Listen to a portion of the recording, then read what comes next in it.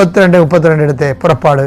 അവിടുന്ന് കനിഞ്ഞ് അവരുടെ പാപം ക്ഷമിക്കണം, അല്ലെങ്കിൽ അവിടുന്ന് എഴുതിയിട്ടുള്ള പുസ്തകത്തിൽ നിന്ന് എന്റെ പേര് മായ്ച്ചു കളഞ്ഞാലും. നമുക്കറിയാമല്ലോ, ഈ ആധ്യാത്മിക ജീവിതത്തിന്റെ ദൈവത്തിൽ എത്തിച്ചേരുന്നതിന്റെ മനുഷ്യന്റെ അൾട്ടിമേറ്റ് എയിം എന്താണ്?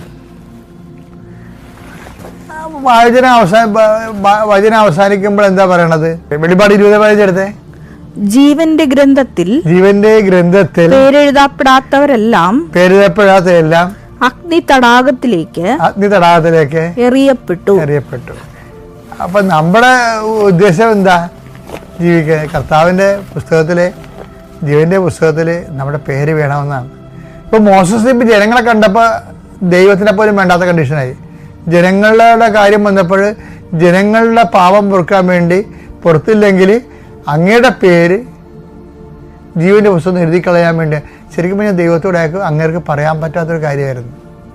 അപ്പോൾ ദൈവത്തിന് 2ാം സ്ഥാനം കൊടുത്തു. ഇത്രയും കഷ്ടപ്പെട്ട് ജനങ്ങൾക്കേക്കാൾ പ്രാധാന്യം, ജനങ്ങൾക്ക് അതും പാപം ചെയ്ത് ജനങ്ങൾക്ക് അമിത പ്രാധാന്യം വരണില്ലേ? പക്ഷെ ജോഷുവ ഈ കാര്യത്തിൽ യാതൊരു കോംപ്രമൈസും ഇല്ലാത്ത ആളാണ്. ജോഷുവ വാഗ്ദാനം, അതുകൊണ്ട് ഈ വാഗ്ദാന നാട്ടിലേക്കുള്ള ആ വഴി അവിടെ വെച്ച് അവസാനിക്കുക.